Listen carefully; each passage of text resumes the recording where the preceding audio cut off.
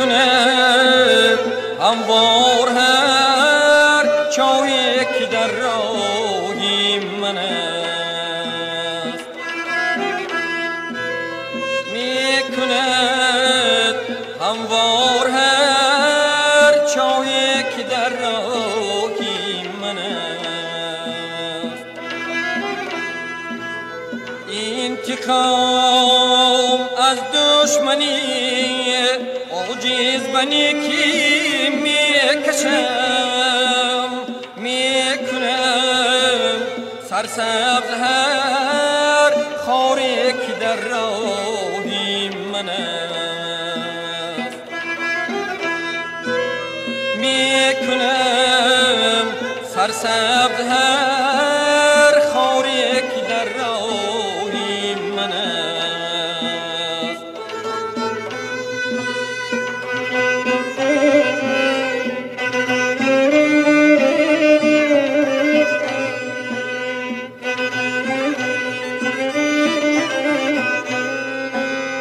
بلبل از حیرت بخونی من گواهی میدهد،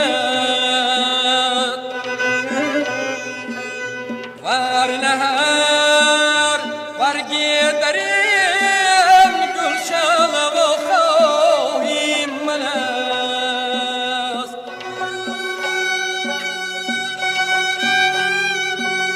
مشت بر خورا زدم بازوی خود رنجاندن است. میکند با خشمت هر کس که بدخواهی من است. این جوابی آن غزل صایب که میگوید کلیم هر چه جان خواه است در این راه دلخواهی من است. هر چه جان خواه است در این راه دلخواهی من است. او دریادل بود. در معرکه در توی و سوری چنان به سرودخوانی داده می شد که باوری کس نمی آمد که او اینقدر شعر و غزل می داند و در آهنگ های گوناگون با لحن و سبک خویش می سراید. شاهد بودم از اشتراک او در توی ها، بزم ها. با تار سخن گفتن را در آن بزم و شادی ها دیدم. در چنین حالت ابوبکر را چنان بزرگ و پرشکوه میافتم، میدیدم که به دیگر یاران سخنگویی نداشتم. هنگام سفر به این یا آن ناحیه که گاه گاه با او بودم، میدیدم که چقدر کوشش میکرد تا من خود را ناهنجار و یا تنها حس نکنم. در هر جای او را وصل میکردند و از حد زیاد تعریف زود موضوع گپ را به شوخی و یا معرفی دیگری میبرد. دانایی او مرا خوش می آمد. در همه حالت می توانست خویش را دفاع کند، هم در بحث، هم در شعر و شعرگویی، هم در مسئله آداب و انسانگری و دینی. انسانی پرره و دانشمند پردیده را می ماند. مادرش بیمار شد، به راه برآمد.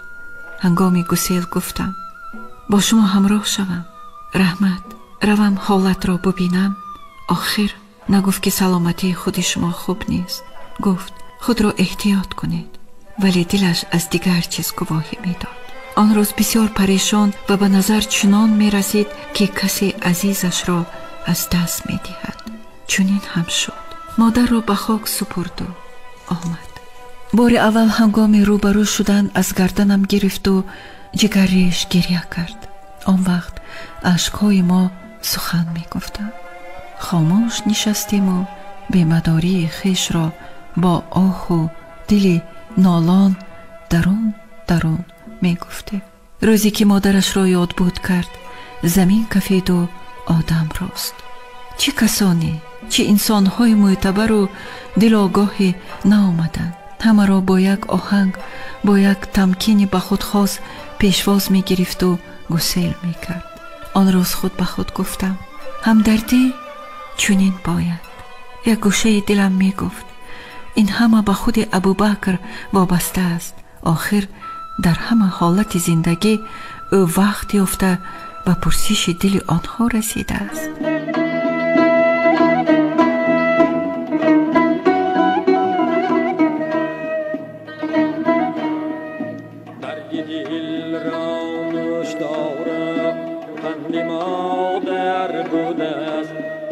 درد دل را مشتاق خند مادر بوده است. دیده ها از نور روی او منور بوده است. شعر طفلان می شود ایجاد بی حرف و قلم.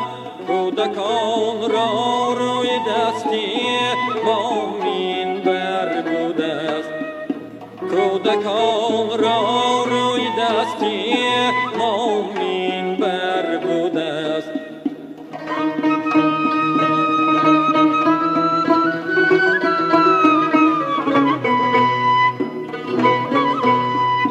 کودکی هایم بیان آید دلم گم میزند. یک دمی طفلانه با عمر برابر بوده است. در نگاهی گوشنا آخر خرمنی زرهید نیست. دانه گندم بیست صد گونه زیور بوده است. دانه گندم بیست صد گونه زیور بوده است.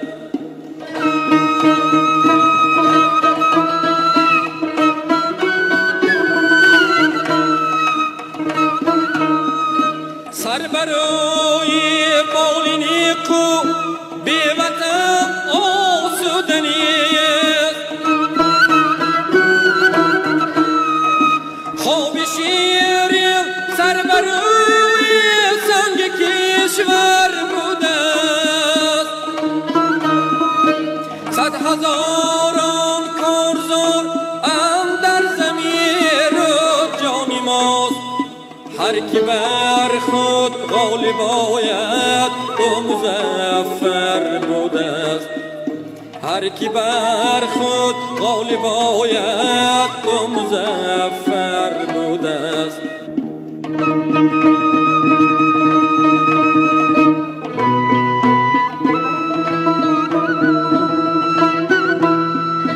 زخم سهراب از لبی خون بار بر رستم بگفت. دل دریغ آزوری تو از پشت خنجر بوده است. دل به فریاد آمد و بر سرمدی شوریده گفت. دل به فریاد آمد و بر سرمدی شوریده گفت. بهترین گنجی که گم کردیم مادر بوده است. بهترین گنجی که گم کردیم مادر بوده است. ابوبکر زبیدов آموزگار بود تا به راهبری و سروری هم رسید. عالم بود، نامزد علم‌های تاریخ موسیقی، ولی برای من انسان بود و مردی هنر. من او را چنین می دیدم، چنین دریافتم. مردی دلاگاه، حساس و دانا احترام می کردم و می شناختم. یک سرود، یک مقاله علمی، یک کتابش جواب صدها منصب و کارهای راهبری را می داد. عالم شناخته و معروف اعلیخان افسرزاد ابوبکر زبیدی را در ساحه خودش عالم موفق و صاحب استعداد می دید و می گفت علم صنعت را چون او کسی عملی و علمی نمی تواند معرفی کند. یک مقاله بدرالدین هلالی و موسیقی تاجیک توانست چهره او را چون عالمی توانا برای سند شناسان گشاید. ولی چی گویم که زندگی به او یک نفس آرامی را روا نمی داد. وقت دزد و سرگپ‌های و بیکار خوجه ها، سرکار نماها وقتی قیمت آن عالم را، خونیاگر را، آموزگار نیکندش را با خود می بردند. عمرش را به هدف می دادند. او شبها آرام نگرفته می خواند، می نوشت و سحر با چشمان لالگون باز از پی کار می شد. ناحقی را، دروغ را، حرامخوری را چشم دیدن نداشت. آر و ناموس را از همه دار دنیا بالا می دانست.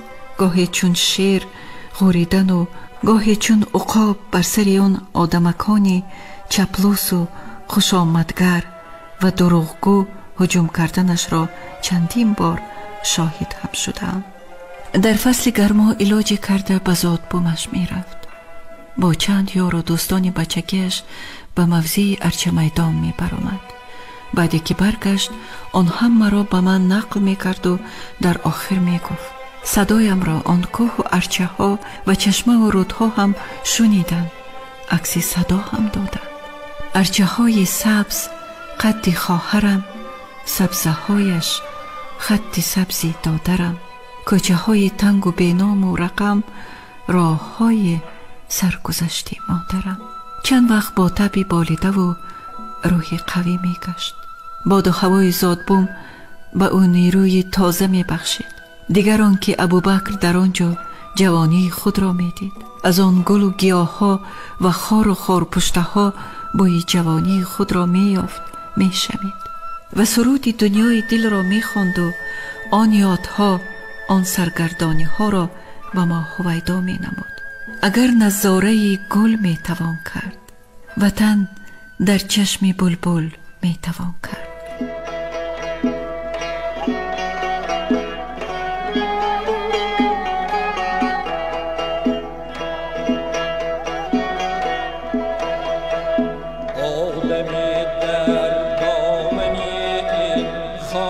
سرسام بوده در معمای سرشتی خیش حیران بوده.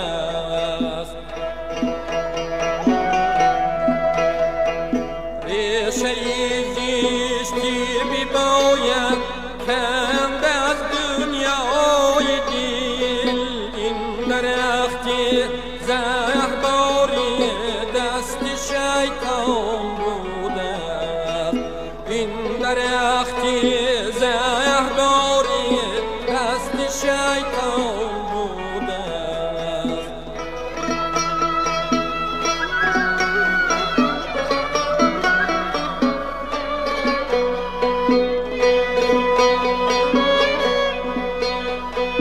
گاه خود را می‌فریبیم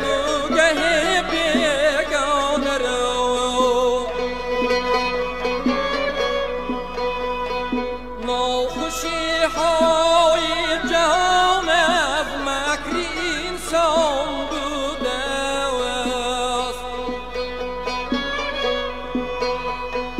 پربادا دیده حق ناشناسانی جهان، زیستکاری ها همه از دستشان بوده است. زیستکاری ها همه از دستشان بوده است.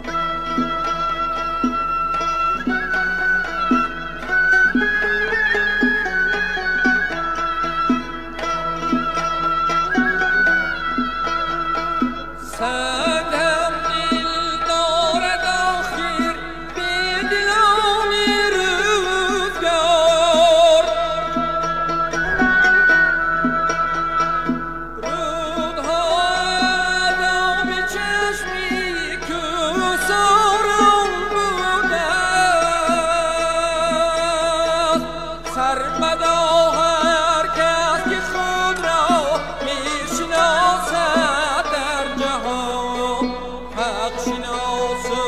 دلشناس و مرگیسیان بوده حق شناس و دلشناس و مرگیسیان بوده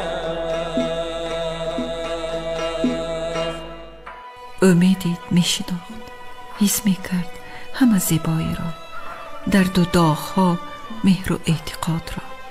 امید داشت زندگی را، آن پرزال بیرحم را از حد زیاد می پرستید. برای کار و اجاره این یا آن سپارش سر نمی پیچید. در کدام حالتی باشد می رفت. به ناحیه سفر کرد. با فشار بلند خود را به خانه رسانید. به بیمارخانه بردند. با عذاب طبابت یافت. هر باری که می رفتم او را با همسرش نوشبانو می دیدم و با شوخی می گفتم شما با همسر خود در همین جا دم نگیرید، دیگر دهر برایتان تنگ است. می خندید و می گفت شما خودتان را احتیاط کنید، با فشار بازی کردن خطاست. در دلم از این سخنان او امید دیگر می یافتم و غمخواری روح و جان خود می دیدم و زیر لب می گفتم 100 بحر را گذشتم و در ساحلم هنوز.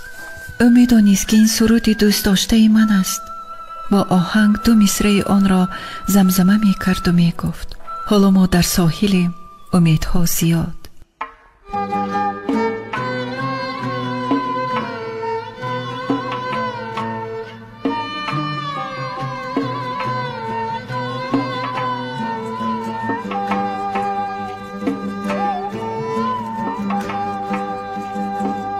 صد بحر گذشتم و در ساحلم هنوز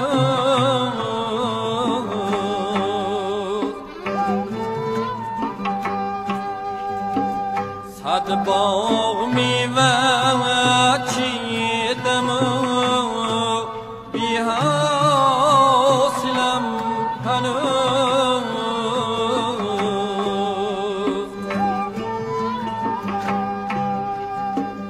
صد بند را گشادم و رستم ز 100 بلا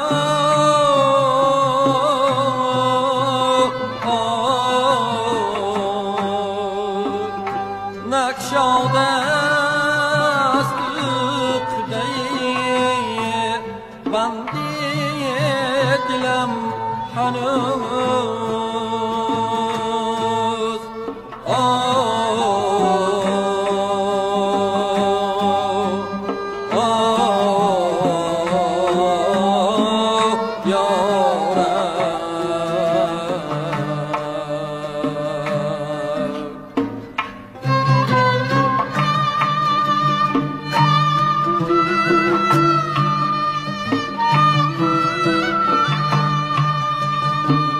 صد مرگ پشتی سر شده 100 درد سر نگم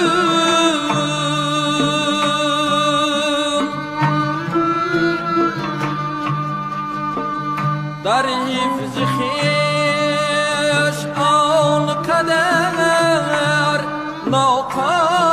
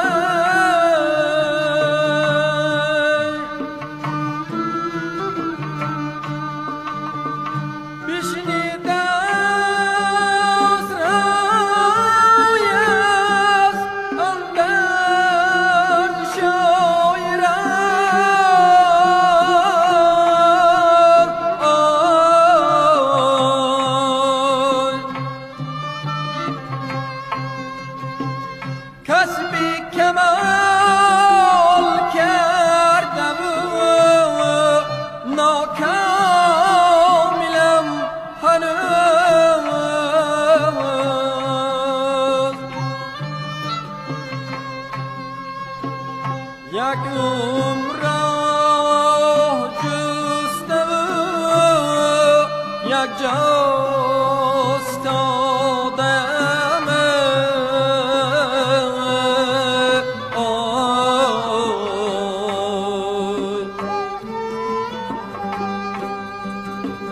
تازمان پریده و پا در گلم هنوز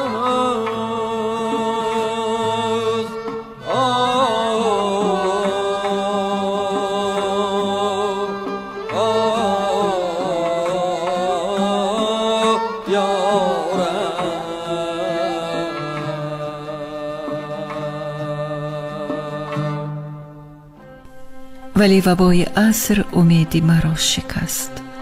یکی از اولین قربانی ها او دوست و برادری بجان و دل برابر، همسایه صاحب دل و عزیزم ابوبکر زبیدی گشت.